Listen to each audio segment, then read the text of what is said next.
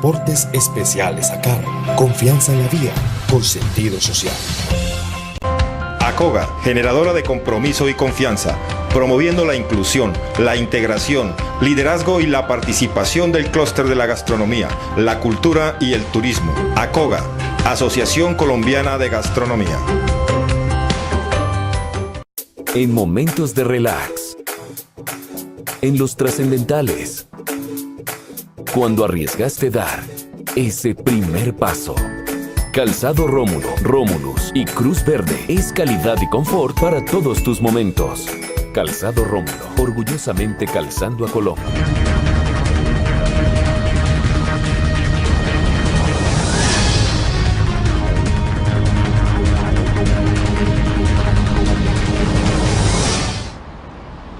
Amables televidentes, los saluda José Alberto Tejada Echeverry, presentándoles el programa institucional del Canal 2 informativo Nuestra Gente. Hoy estoy acompañado en el estudio por don Gustavo Muñoz Sinisterra. Él es el presidente del gremio de empresarios vallecaucanos, Grupo Multisectorial. Buenos días, Gustavo. Buenos días, José Alberto, y buenos días a todos los televidentes que nos acompañan a esta hora. Teníamos para ustedes la sorpresa de tener aquí en estudio a Jason Aristizábal, el joven caleño con parálisis cerebral que ha hecho de su vida una historia de desafíos y que fue nominado y premiado el año pasado en diciembre como Héroe CNN, además de que también fue Titanes Caracol. Este joven lamentablemente hoy ha amanecido enfermo y por esa razón no puede estar aquí, pero nos comprometemos a traerlo en próximos días a este programa porque es una de las personas de las que uno puede decir Cali se debe sentir orgullosa y demuestra el talante del colombiano cuando deja de ser quejoso y lloriqueón y más bien se convierte en una persona propositiva, proactiva. Mientras tanto, Gustavo y yo voy a permitirme pedirle a Gustavo que nos dé sus puntos de vista como líder gremial sobre una serie de temas que tienen que ver con la ciudad y con el país. Gustavo, el alcalde Maurice Armitage en el último mes, en las encuestas le ha ido muy mal, en los tertuliaderos y en cuanta reunión aparece, siempre se dice que el alcalde está mal calificado, que no sabe gobernar, que es una cocha de retazos el gabinete municipal, que hay una cantidad de secretarios con intereses políticos electorales y que por eso no están haciendo la tarea. Mejor dicho, que lo dejaron solo y que además de que lo dejaron solo, él no tiene la experticia para gobernar la ciudad. Usted como dirigente gremial, ¿qué lectura hace de la alcaldía de Maurice Armitage hoy después de año y 7 meses de estar al frente del gobierno? Bueno, José Alberto, yo creo que sí, no se ha visto mucha gestión o mucha divulgación en medios de la gestión del alcalde, pero muchos del sector privado y muchos caleños lo siguen acompañando al alcalde. A veces hay temas de interés político, pero lo primero que la gente está defendiendo del alcalde es su honestidad.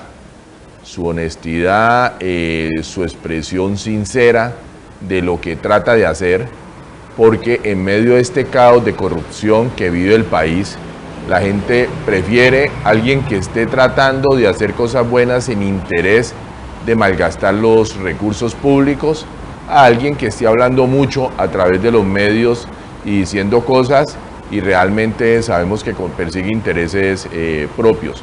El tema de la administración pública le debe haber dado duro al alcalde Armitage. Él lo reconoce en sus exposiciones, de que él viene del sector privado donde las cosas se deciden, se ordenan y se hacen.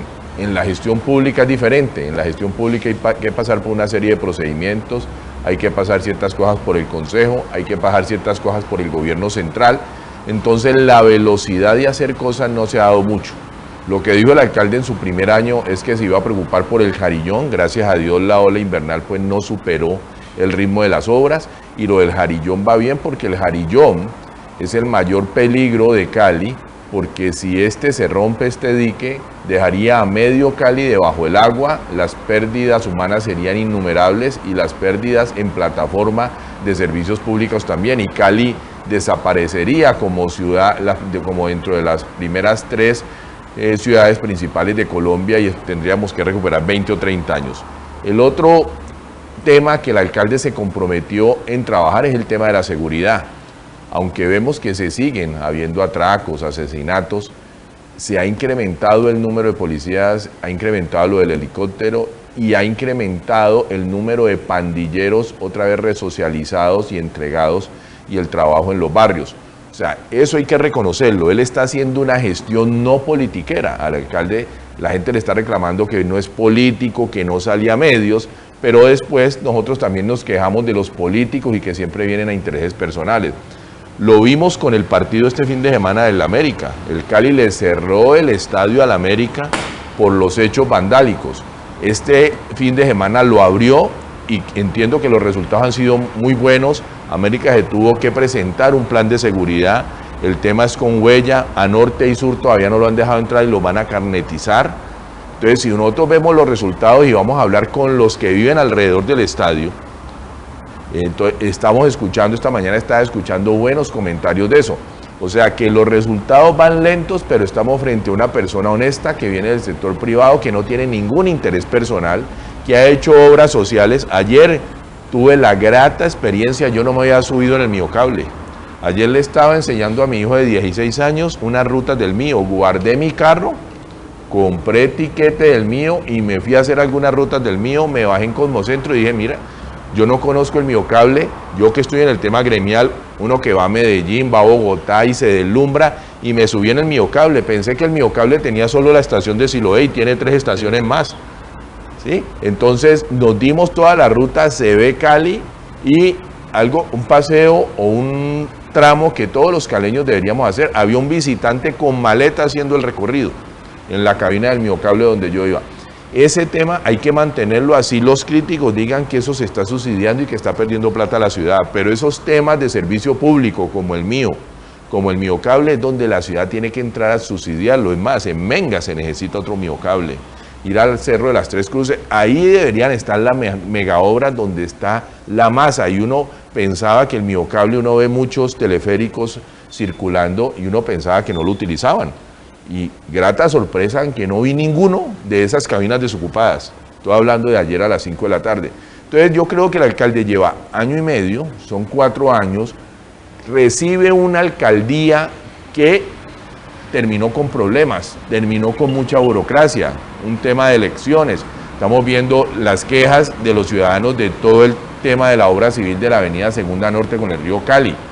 Estamos viendo las quejas de la carrera octava, que heredó una obra que a Cali no le conviene y que el alcalde no fue capaz en su carácter de pararla. Hay críticas también, pero se está acomodando, y yo creo que a una persona honesta hay que darle tiempo y hay que apoyarlo. Bueno, de todas maneras, hay que admitir que sí hay un enorme grado de, por lo menos de incertidumbre entre los caleños.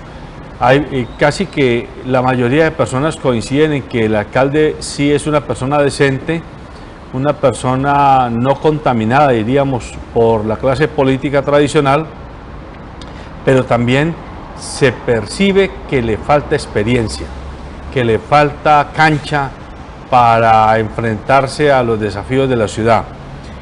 El tema de la movilidad es quizás de los temas más complicados que tiene Cali, aunque por ejemplo el periódico El País está mostrando en la edición de este fin de semana que en lo que va corrido el año se han inmovilizado 7.500 vehículos automotores por mal estacionamiento, por invadir andenes, por estar en zonas prohibidas, especialmente en el centro, en Imbanaco, en el norte. Lo cierto es que además del parqueo indebido, el asunto es que ya los carros no caben en las vías, y ni los carros ni las motos. La bicicleta, que sería una alternativa ecológicamente viable, tiene el enorme riesgo para quien la usa de que lo atropellen, porque tanto los motociclistas como los motoristas de carros no respetamos al ciclista, nos parece que estorba en la carretera.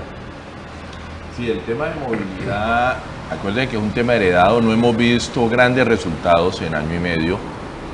El tema del mío que presta ayer, que lo utilicé, un gran servicio, pero sabemos que gran parte de la comunidad, y fue mal diseñado, para gran parte de la población que necesita, por necesidad, moverse en este sistema, no tiene la ruta, no tiene los articulados necesarios.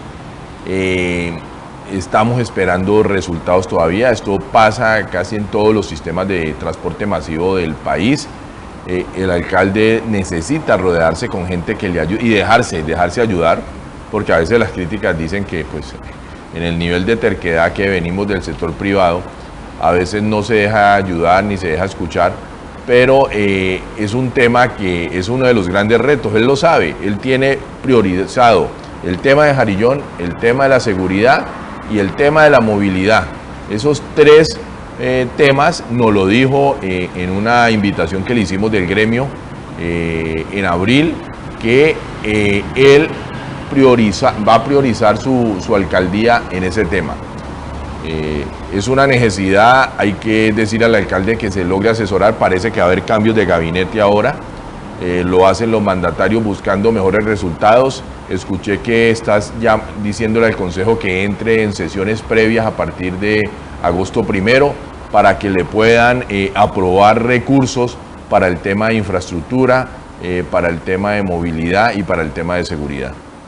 Ya, bueno, hablemos un poco de otro tema que se considera que es un tema de orden nacional y económico, pero que comienza a afectar la canasta familiar, y que aunque en el gremio Grupo Multisectorial no hay empresarios del campo mayormente, pues a todos en la canasta familiar sí nos comienza a afectar, y es la fiebre aftosa.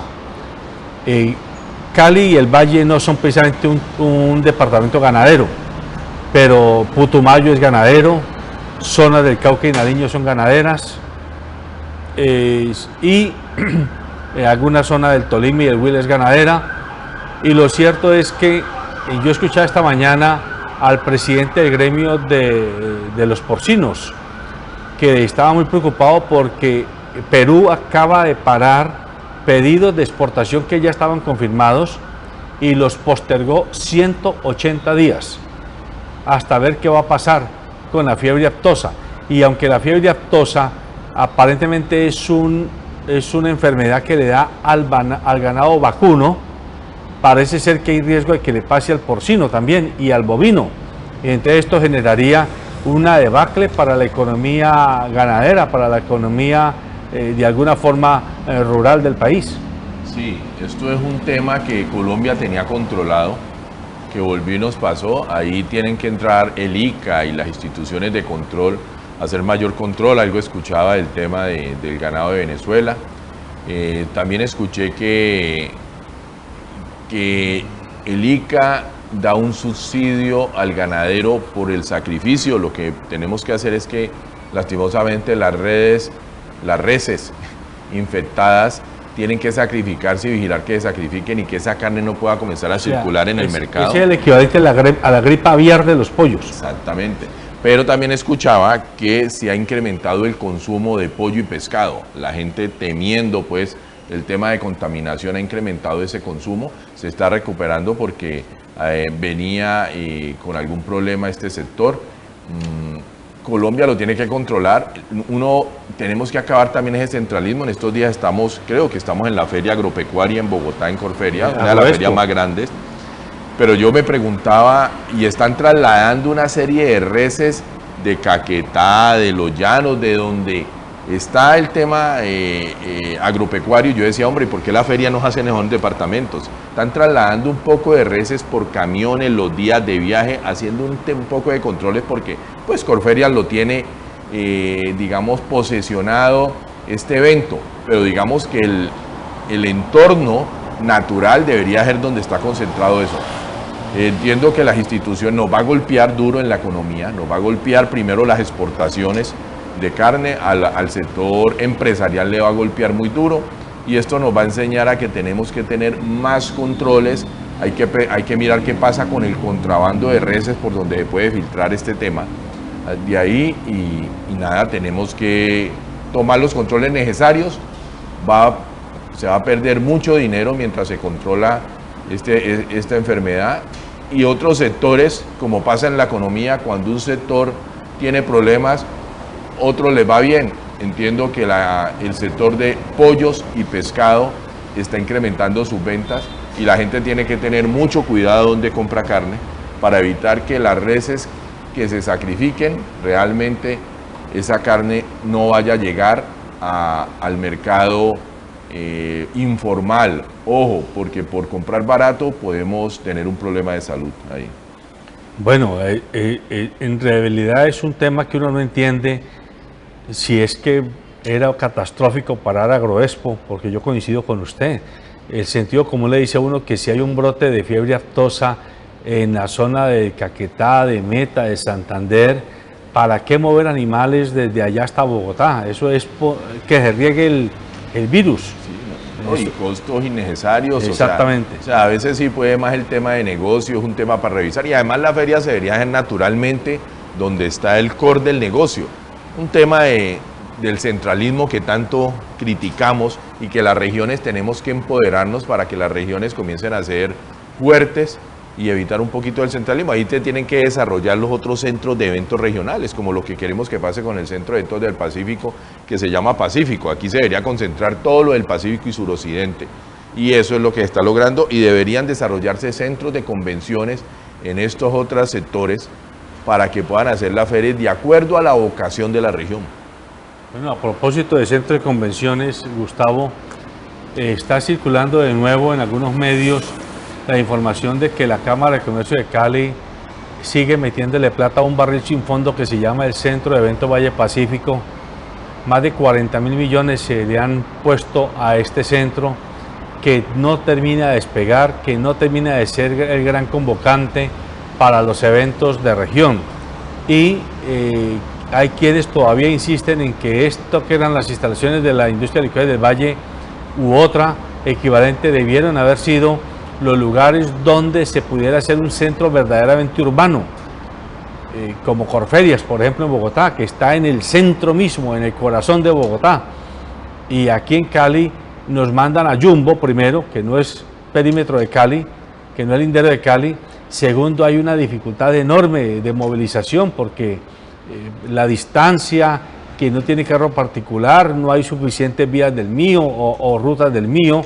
Es decir, desestimula el flujo de visitantes a eventos que se hagan allí. Pero además, lo que en algún medio de comunicación está circulando es que la Cámara de Comercio sigue metiéndole mucho dinero, más de 3.000 millones de pesos año, al Centro de Eventos Valle Pacífico, a Sonde, y quienes finalmente se beneficiaron fueron quienes vendieron el terreno, que lograron coger una plata importante, y quienes hicieron la construcción, pero el centro como tal no termina de ser esa gran joya de la corona del turismo y de los negocios en la región. Bueno, pero a pesar de todos esos, digamos, errores iniciales en la ubicación del centro, porque esta ubicación es para esperarlo varios años, muchos años más, se debió colocar primero de acuerdo el alcalde de Jumbo con el alcalde de Cali y la gobernación para, en el diseño de la construcción, facilitar el acceso por medio de transporte. Debería haber un túnel, un puente, algo así que llegara directamente, a uno no le tocara ir hasta la rotonda de Jumbo, desencar y devolverse. Es lo primero porque dificulta el tráfico. Y garantizar que llegara el transporte urbano, llegara el transporte privado, el acceso fuera más rápido, tanto por la autopista Panorama como por la vieja autopista de Jumbo. Se debió hacer un acuerdo, no pensar. El problema que tenemos a veces los caleños es que diseñamos proyectos y lo diseñamos en Jumbo y no nos pusimos de acuerdo con la alcaldía de Jumbo para garantizar el acceso. Es más, muchos eventos, Jumbo se queja de que muchos eventos cuando se inauguran en el centro de eventos es bienvenidos a Cali y no nombramos a Jumbo por ninguna parte. Y Jumbo entiendo que es parte del centro de eventos, pero me pareció que debió faltar desde un inicio garantizar ese tema. De todas maneras, es el único centro de eventos con la capacidad grande que tiene muy pocos, creo que solo lo supera Corferias, no sé, Medellín, y en Sudamérica son muy pocos los que tienen la infraestructura y el lote que tiene el centro de eventos. Lo que pasa es que no es rentable en este momento, pero si vemos la Alianza Pacífico, los presidentes de estos países que nos acompañan, los 4 países y las 51 delegaciones, se vieron muy cómodos porque es un centro que tiene los espacios, que está cerca al aeropuerto, ¿sí? Y que no lo facilita entrar a la ciudad. No quiere decir que se desarrollen centros de ferias urbanos. No sé por qué, me parece que las instalaciones de lo que era la industria licorera del Valle debería también ser un centro de ferias.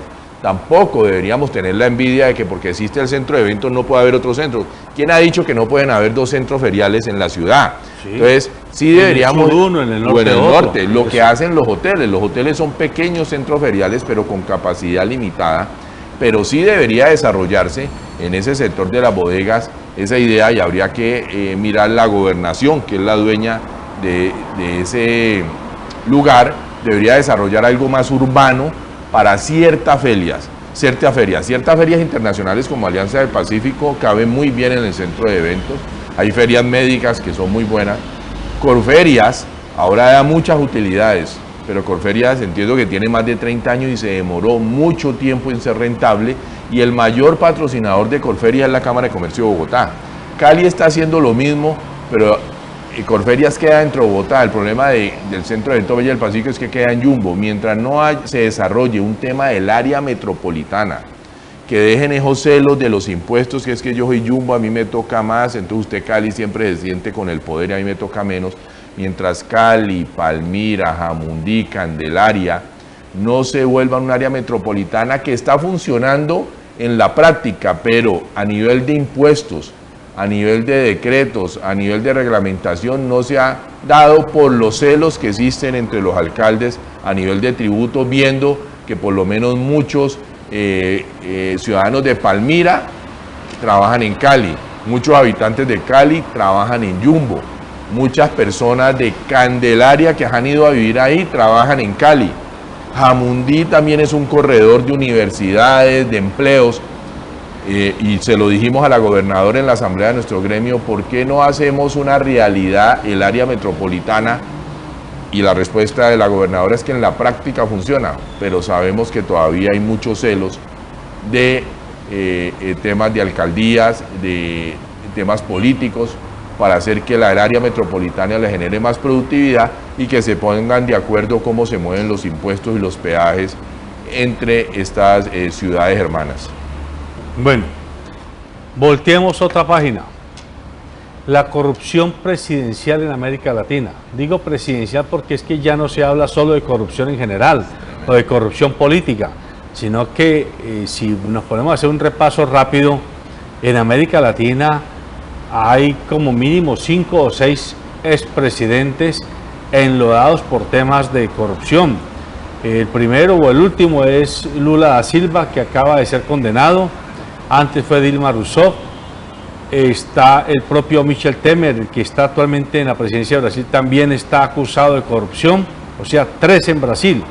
Ollanta Humala en Perú, Toledo en Perú, Martinelli de Panamá, Sebastián Piñera de Chile, Mauricio Macri de Argentina, la señora Cristina Kirchner de Argentina, el expresidente de El Salvador, Funes, que entre otras cosas fue dirigente del Frente Militar de Liberación Nacional, o sea, un exguerrillero, convertido en un magnate. En Nicaragua no se oye un escándalo de corrupción, pero es voz sabida que Daniel Ortega maneja el país peor que como lo manejaba el dictador que tumbaron, Somoza, cuando los sandinistas, y que se han apoderado él y su familia de grandes propiedades de Nicaragua. Esto lo que está mostrando es que la corrupción viene desde lo más alto del poder, que no está a nivel de concejales, de diputados, de ministros, de congresistas, sino que desde la cúpula del poder en América Latina se está irrigando la corrupción. ¿Qué alternativa tenemos como ciudadanos y como empresarios para recomponer las hojas de ruta de nuestros países? No me habló de Colombia, no ha sucedido, no me habló de... Bueno, en Colombia, presidentes que uno puede decir han sido acusados como tal. No lo hay todavía, aunque hay sospecha de que en las campañas presidenciales, bueno, digo sospecha porque todavía no ha habido una condenación. Hasta que usted sabe que en un Estado de Derecho todo ciudadano tiene el derecho a la presunción de inocencia y es el Estado el que tiene la carga de la prueba, no el acusado. Hasta que no se demuestre lo contrario, pues no podremos decir fulano hizo tal cosa. Se supone que en las campañas presidenciales ha habido platas non santas que han entrado, pero digámoslo que a nivel de grandes negocios desde la cúpula del poder en Colombia, que son muchos, Reficar, Odebrecht, Salucó, Caprecon, etcétera, uno presume que eso viene desde arriba, desde la cúpula del poder, pero aquí todavía no tenemos un presidente condenado, digámoslo así. Pero ¿qué hacemos? Usted como dirigente gremial, ¿qué podemos hacer los ciudadanos y qué podemos hacer los empresarios para tratar de enderezar la hoja de ruta?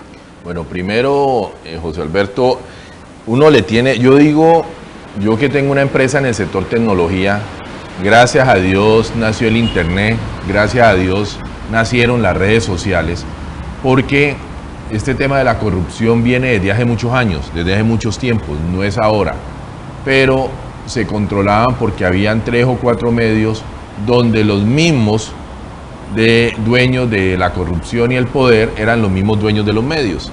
Entonces la información se controlaba y solo se hacía llegar la que era necesaria que llegara.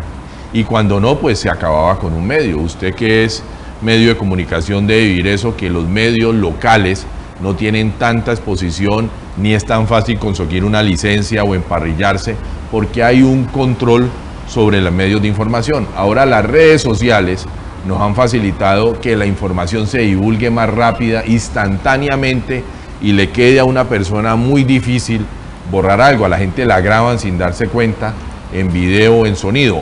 En Colombia ya llegó y ya los que han dado dinero han declarado que han dado el dinero. No han habido condenas porque nuestro sistema de justicia y nuestro sistema de control es demasiado lento y todavía controlado por los poderes. Uno no entiende cómo la Comisión Nacional Electoral no ha hecho las investigaciones donde hay declaraciones y gente presa en Estados Unidos y en Brasil donde ha declarado que ha entregado dinero, donde han habido aquí acusados que ya han declarado que sí recibieron dinero para la campaña, pero como se vienen unas elecciones y están los dos poderes, todavía la Comisión Nacional Electoral está dejando que se venzan los términos, que salgan otras noticias. O sea, ya los colombianos, desde la ama de casa, desde el estudiante, desde el portero, desde el taxista, desde el profesional, sabe que el poder está envuelto en un tema de corrupción, que los partidos tradicionales han tenido malas prácticas y ahora si usted ve las encuestas de opinión, ¿en dónde están los partidos tradicionales? ¿En dónde está el partido de la U? ¿En dónde está el Partido Liberal? ¿En dónde está el Partido Conservador? ¿Qué pasa con Cambio Radical, que está silencioso y callado, donde cada vez se destapan más cosas?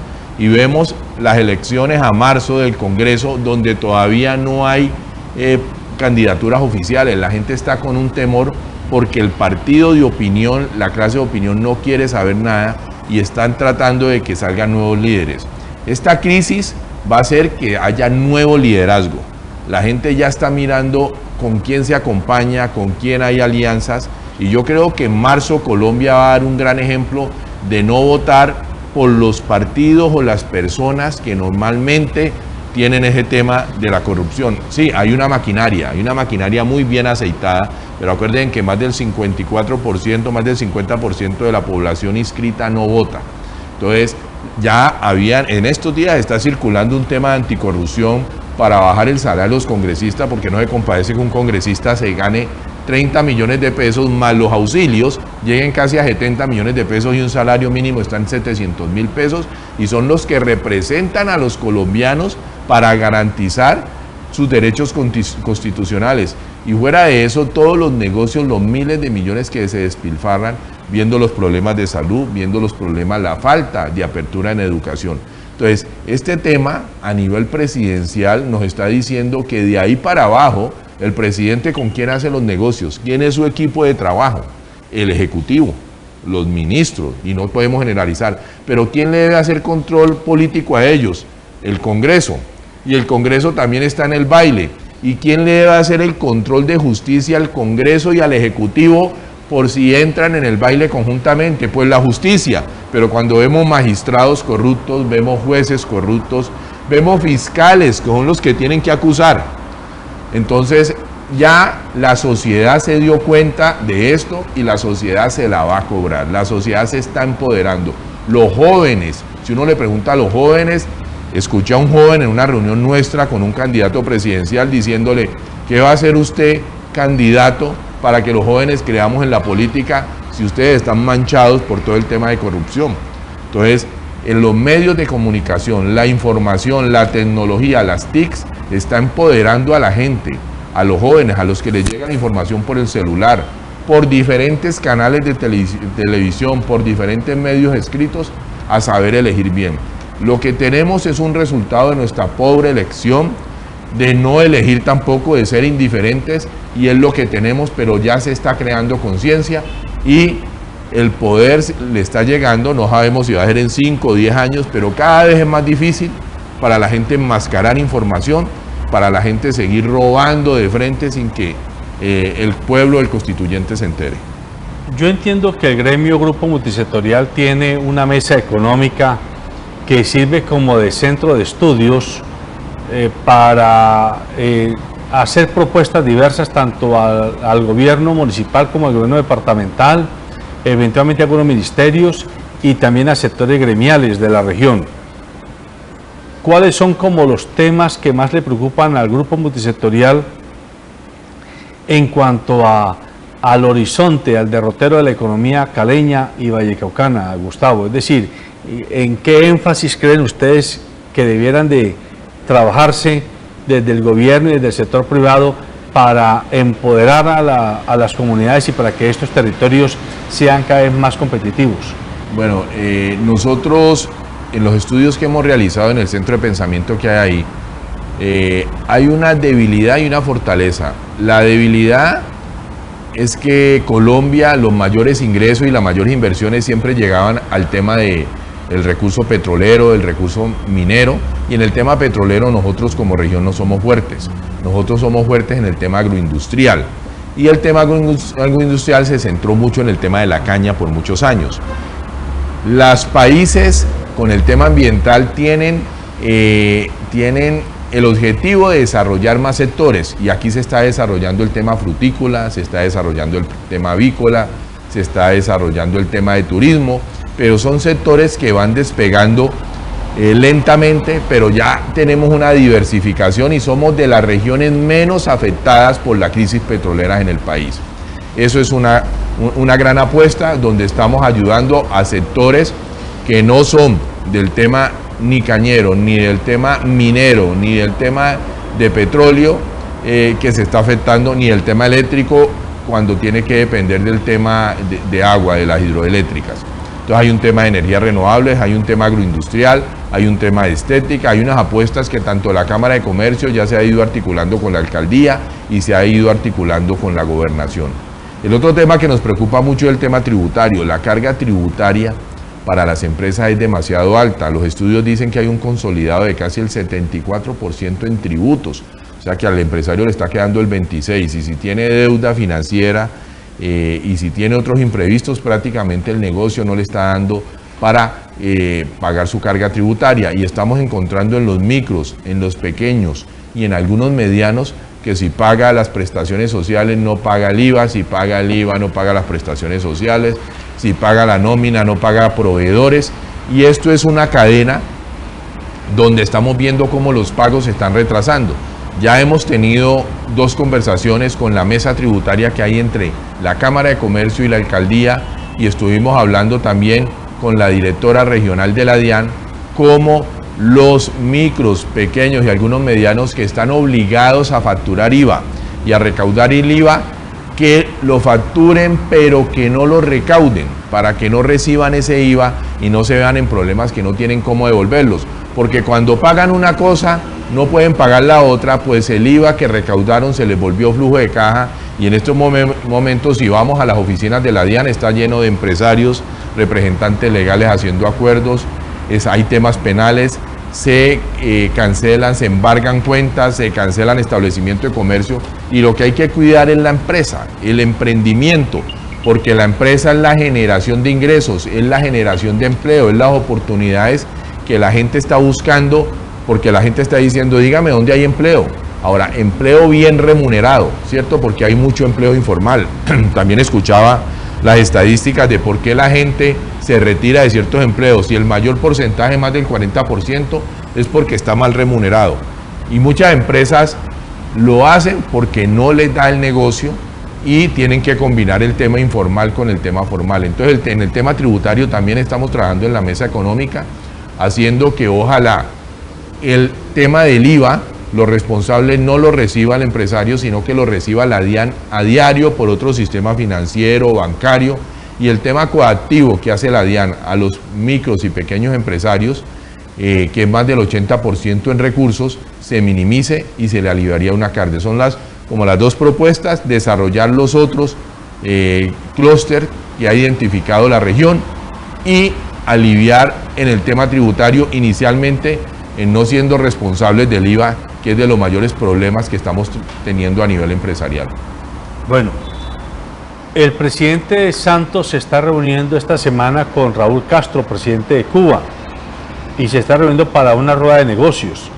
O sea que Cuba en este momento, además de haber sido el aliado y el centro de la negociación con las FARC y por parte del gobierno, ahora pasa a una segunda etapa en la relación, que es la etapa empresarial, económica. ¿Conoce usted qué nivel de relaciones económicas tenemos con Cuba en este momento? ¿Cuáles sectores están un poco más adelante o qué sectores están previendo que pueden favorecerse con las relaciones con Cuba? Pues en el sector empresarial siempre hemos recibido muchas invitaciones a misiones empresariales con Cuba. Cuba ha destinado una zona bastante grande, que es como una zona franca, de muchos beneficios económicos para los inversionistas extranjeros. Ya hay empresarios trabajando en el sector turismo, en ese sector se está trabajando, en el sector eléctrico y en el sector en el tema de confecciones, de calzado. En ese sector se ha interesado. El tema de Cuba es que mientras el tema de los derechos humanos, de una apertura más franca, ahora, el tema de cuando llegó Trump y paralizó lo que había adelantado Obama, esto frenó un poco el interés de los empresarios y generó incertidumbre. En este momento hay un poco de incertidumbre por, digamos, las nuevas políticas de Trump, que frenó el camino que estaba, digamos, preparando Barack Obama, porque no era solo para Estados Unidos. Cuando una potencia como Estados Unidos decide quitar el bloqueo a Cuba, pues todos los otros empresarios están alertas y querían llegar, y en ese momento se irrigó una gran intención de buscar negocios en Cuba. Con el nuevo gobierno de Trump, digamos que esto se ha paralizado un poco. Las inversiones siguen llegando. Cuba siempre es una isla muy atractiva para el turismo, muy atractiva para el comercio. Los empresarios que están allá pues siguen, pero ya de una manera más lenta, mirando qué va a pasar con esa política estadounidense. El tema del gobierno Santos, pues con el tema de Venezuela y con el tema de que ya no va lo de Transpacífico y la Cumbre Alianza Pacífico, tiene mayor fortaleza. Se están buscando más mercados, porque nos tenemos que poner a la par de ciertos países como Chile, que tienen más de 60 tratados de libre comercio. Nosotros andamos como con 14. No todos los sectores muy bien preparados, pero ya la Alianza Pacífico puede hacer convenios en bloque, como lo está firmando con Canadá, con Australia, con Nueva Zelanda. Entonces Colombia ya tiene 2 vías para hacer acuerdos de comercio, directamente como Colombia o como bloque. Entonces estas relaciones internacionales son buenas. Hay que mirar a Cuba, pero en el sector privado todavía se tiene mucho recelo de que Cuba tenga la verdadera intención de que el comercio no se marque y que Estados Unidos no se vuelva una talanquera por estar negociando con Cuba, porque vamos a ver qué pasa con las políticas del gobierno americano, porque a veces el gobierno americano no bloquea solo al país, en este momento Cuba, sino los que hagan negocios con ese país. Bueno, pero de todas maneras, entre la delegación de empresas que van a Cuba, está Papco, está Siemens, está Alquería, está Bengala, que son ingenios azucareros, Promigas, Federación Nacional de Cafeteros, ISA, Gases del Caribe, Azocaña, entre otras. Sí, está el tema eléctrico, está el tema agroindustrial y está el tema de turismo, siempre que hay que ir colocando en otras regiones ahí, pero te cuento, la política de Estados Unidos ha frenado la actual un poquito a lo que venía la anterior. Bueno, de todas maneras, estos temas económicos son los que, aunque la gente no lo crea, terminan resolviendo o agravando todos esos demás temas de los que nos quejamos, que no hay movilidad, que no hay infraestructura, que no hay servicios públicos. Al final todo eso se resuelve si hay una economía dinámica. Y la economía dinámica existe si hay empresas funcionando. Usted lo decía ahora. El problema de países como Colombia es que todavía los funcionarios que están en el Estado, o mejor en el gobierno, en entidades como la DIAN, como las alcaldías, no entienden el papel de la empresa y creen que la empresa es o un mal necesario o un tumor que hay que extirpar a base de impuestos. Si se comprendiera que un empresario, cuando arriesga así sea 500.000 pesos, 1.000.000 de pesos en un capital semilla, todo es escala. Para un pequeño emprendedor de Agua Blanca, 500.000 pesos puede ser todo su capital. Y esos 500.000 pueden ser equivalentes a un pequeño que invierte 5 millones en una zona de la ciudad, para otro mediano que puede invertir 50 millones y para uno grande que puede invertir 500 millones. Es decir, todo es escala. Pero esa plata es la que permite generar infraestructura, empleo, inventarios, dinámica comercial. Y si no hay empresa, sencillamente no hay país. Quedamos en manos de dictaduras que con base en manejo monetario rieguen unos pesos cuando les dé la gana. Hay que defender la libre empresa. En esto no nos podemos equivocar. Una sociedad que no defienda la existencia de las empresas y de los empresarios es una sociedad que se hace ella misma el harakiri, porque a veces todavía circula como una especie de mito de que todo empresario es por definición rico y explotador. Y no entendemos que el 95% de los empresarios somos, yo me incluyo entre ese conjunto, primero trabajadores, emprendedores, que personas con grandes capitales. El empresario es un trabajador emprendedor que quiere por cuenta propia impulsar negocios y actividades económicas con las cuales genera empleo y genera una cantidad de actividades. Son muy poquitos los empresarios capitalistas 100%, es decir, que viven de la renta del capital, que viven de los negocios, de los meganegocios, los Sarmiento Angulo, los Julio Mario Santo Domingos, los Ardila Lules. Esos son 4 o 5 o 6, pero la inmensa mayoría somos micros, pequeños, medianos y grandes empresarios que todos los días estamos al pie del fogón. Claro, la gran empresa, acuérdense, representan el 1%, no más, de las empresas constituidas. La informalidad está en el 50%, o sea, muchos de los emprendedores, la mitad son formales y la mitad son informales. Ahora, ¿qué quiere decir emprendedor? Empresario con riesgo. Los empresarios son los que asumen el riesgo de poder ganarse su sustento. A veces el empleado no valora esa oportunidad de trabajo donde el empresario se mata por cumplirle su asignación salarial, por pagarle su seguridad social, pero el empresario a lo último, si le queda para él, y si se mete en problemas, él es el que responde. El empleado va y busca otro trabajo a otra parte y deja el problema al empresario. El empresario es el que arriesga con su patrimonio porque los bancos no le prestan al empresario si no responde con un patrimonio propio. Si le va a prestar 10 millones, tiene que poner 10 millones de garantía. Aquí casi no hay capital de trabajo de riesgo, como lo hay en otros países. Entonces la gente tiene que ser consciente y valorar al emprendedor que se arriesga a montar una empresa, sea un producto o sea un servicio. Muchos de los emprendimientos arrancan informalmente. porque la carga de impuestos es demasiado alta, los papeles y los controles son demasiado altos, y ya queda uno visible ante la DIAN y todo eso, y ante la Cámara de Comercio, y eso es lo que tiene que cambiar la DIAN, la Cámara de Comercio, antes de ir a ayudar a ese que está tratando de generar empresa, de crear empresa, de crear empleo. Un microempresario con un capital de 500.000 pesos, como lo decía José Alberto, puede estar generando 2 empleos familiares más, en su venta de jugos, en su venta de frutas, en sus servicios de fotocopia, y lo vemos en los sectores más populares. En los sectores más populares vemos pequeños centros de negocio donde sí, uno puede decir la mitad es informal, pero es que el gobierno tiene que dar las condiciones para que ser formal sea rentable.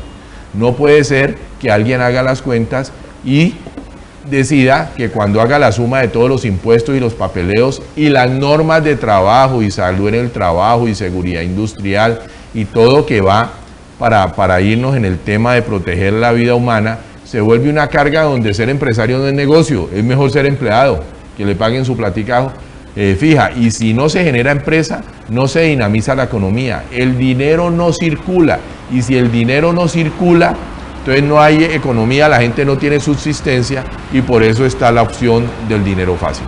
Nada más aquí en este entorno, rapidito, hay unas 3 cuadras llenas de almacenes deportivos y de almacenes de floristerías. Si uno suma aquí uno con otro, aquí en estas 3 cuadras seguro hay más de 100 puestos de trabajo.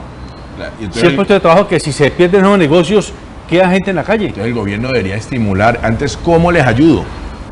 ¿Cómo les ayudo a que usted se mantenga por lo menos? O genere más empleo, o pague mejores salarios. Si al empresario le va mejor, va a pagar mejores salarios, van a haber más auxilios educativos, van a haber más auxilios para vivienda. El gobierno debería tener las Secretarías de Desarrollo y Competitividad y la Cámara de Comercio deberían estar enfocadas a cómo ayudar a los empresarios a que sus negocios sean más rentables. Y ojalá a la micro y pequeña, la micro es el 85%, la pequeña es el 10%, el 5%, que son las que generan el 50% del empleo masivo. Porque la industria, entre más grande, hay unas que son de empleo masivo, pero hay otras que se automatizan, ¿sí? Pero deberían ayudarle para que paguen mejores salarios, para que generen más empleo y para que se mantengan, porque así como se dan las estadísticas de las empresas nuevas que se crean, también habría que mirar todas las empresas que se eliminan o se van a liquidación. Bueno, en los minutos que nos quedan quiero tocar otro tema. El hijo de Pablo Escobar está en Guatemala y le ha dado una entrevista a la agencia EFE. Él está en Guatemala presentando su último libro, Pablo Escobar Infraganti.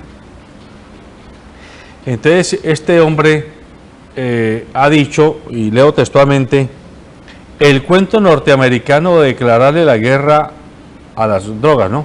Es un gran negocio que les trae muchos dólares a ellos, pero mucha sangre a los latinoamericanos.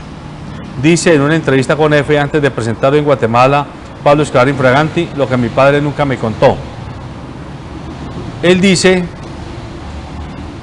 que su padre tuvo la capacidad para llegar a los más altos niveles de corrupción internacional. Y para ello recuerda una frase que él, el papá, o sea Pablo Escobar, le dijo cuando estaba recluido en la cárcel La Catedral: terminamos trabajando para quienes nos perseguían.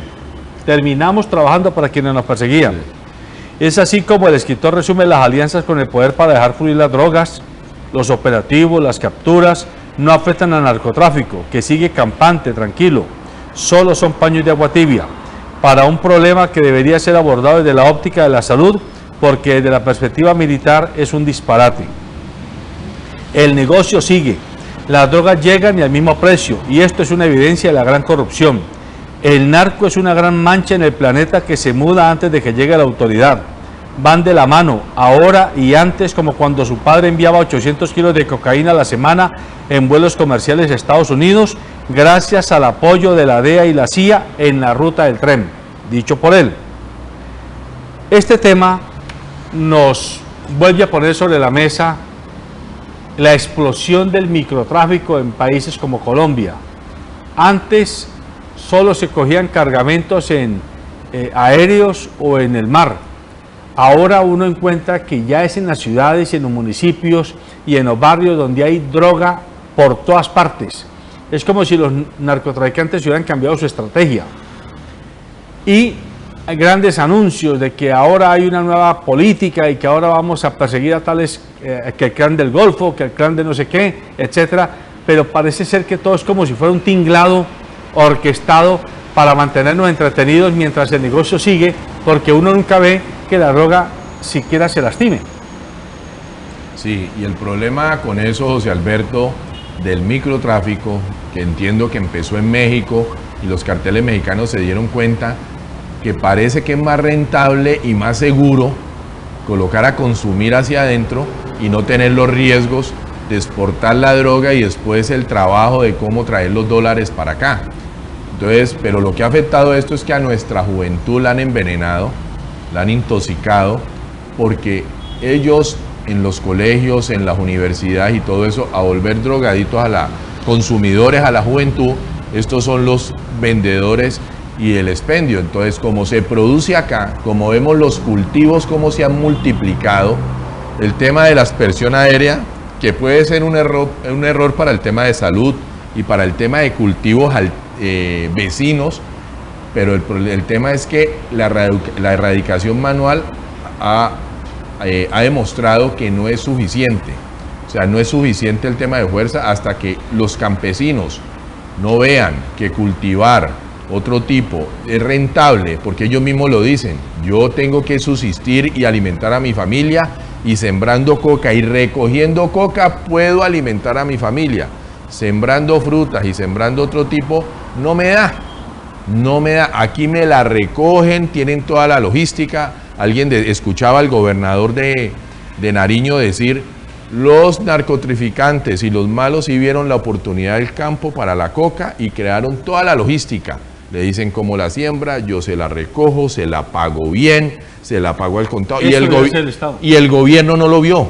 Los malos sí vieron qué pueden hacer del campo, y el gobierno no lo vio, no lo quiso ver. No lo quiso ver. No lo quiso ver, porque si vemos en el tema de corrupción, los grandes controles del Estado en los aeropuertos, en la policía, en las aduanas, se nombra hasta la DEA, que es la que viene a nuestros países supuestamente a controlar, porque nosotros no podemos controlar el tema, están involucrados en eso. Entonces, cuando los órganos de control y los políticos vieron en la droga un negocio, pues no les interesa que se acabe, les interesa que de parte del gobierno y los ciudadanos le demos más presupuestos para sus programas de control, y que los mismos narcotraficantes se volvieron los empleados de ellos, porque si no, pues les daño el negocio y me les atravieso. Entonces se volvieron parte del negocio. Ya vimos que con fuerza militar no se acabó, que con aspersión aérea tampoco se acabó, se controló un poquito, no se acabó. Ahora estamos en la mira del mundo porque hemos multiplicado los sembrados de coca, pero también vemos qué dice el campesino. El campesino dice: estaba sembrando aguacate y el negocio no me daba. Estaba sembrando fruta y el negocio no me daba. ¿Qué tiene que hacer el gobierno? Ir a mirar que los otros cultivos sean rentables, hacer las vías secundarias, terciarias, hacer la logística, recogerle al campesino en su finca, como lo hacen los narcotraficantes, pagarles bien. No puede ser que en la cadena de venta los intermediarios se queden con casi todo el 70% de la venta. El campesino es que a lo último del 100% que sale a la venta al final se gana el 4%.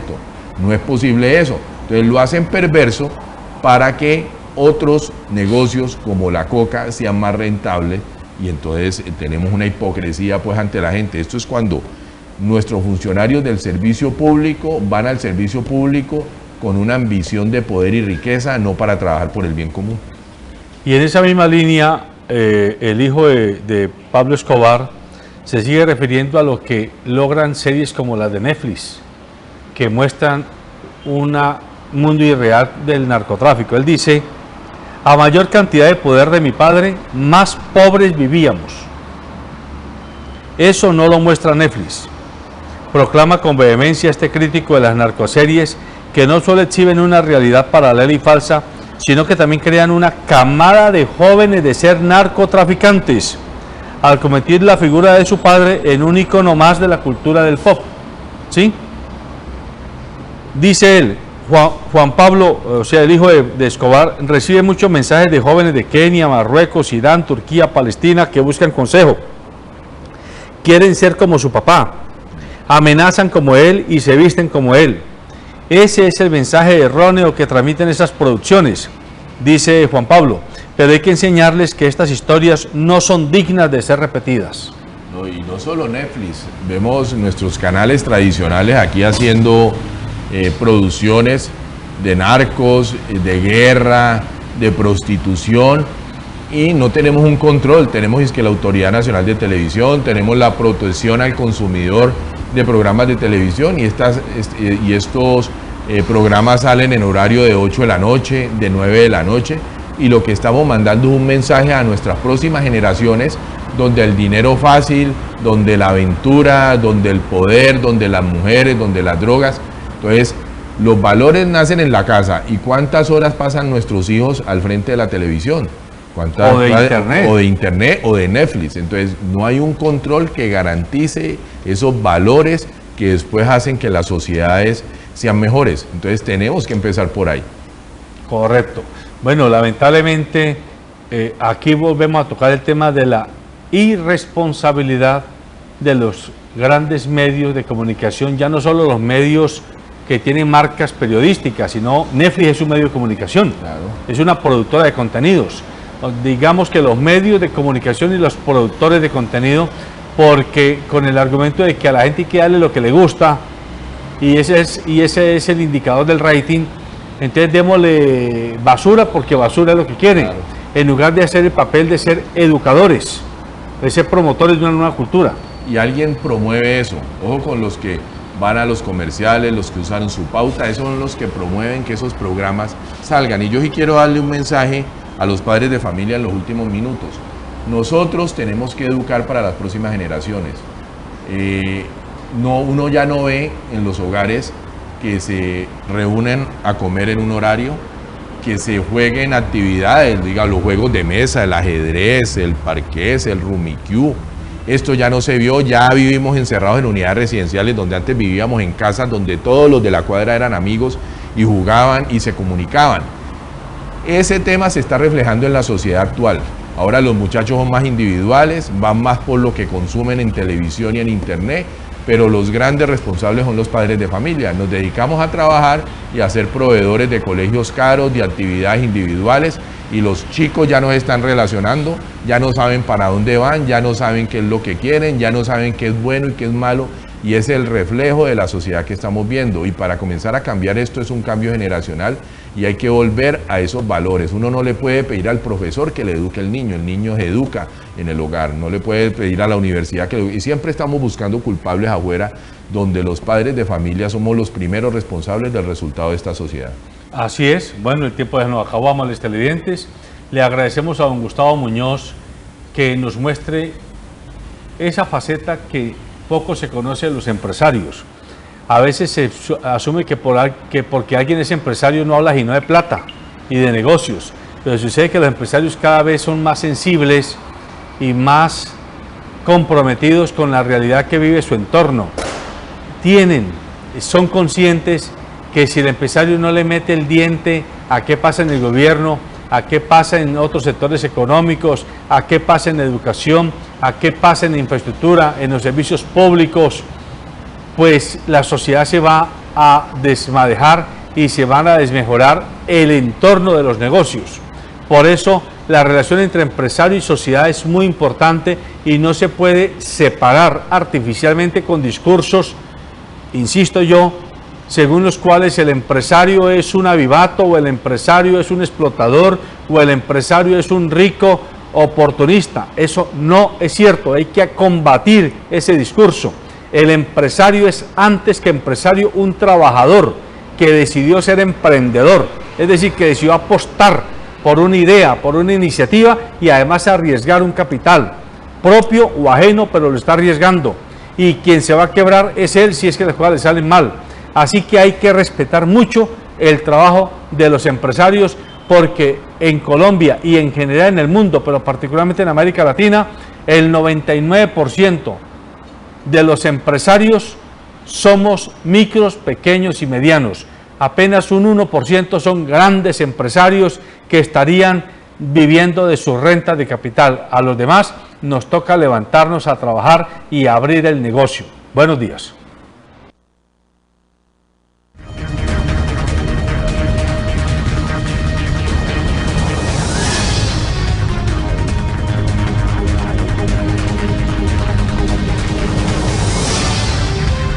En momentos de relax. En los trascendentales. Cuando arriesgaste dar ese primer paso. Calzado Rómulo, Rómulus y Cruz Verde es calidad y confort para todos tus momentos. Calzado Rómulo, orgullosamente calzando a Colombia. Transportes especiales ACAR. Confianza en la vía, con sentido social. ACOGA, generadora de compromiso y confianza, promoviendo la inclusión, la integración, liderazgo y la participación del clúster de la gastronomía, la cultura y el turismo. ACOGA, Asociación Colombiana de Gastronomía.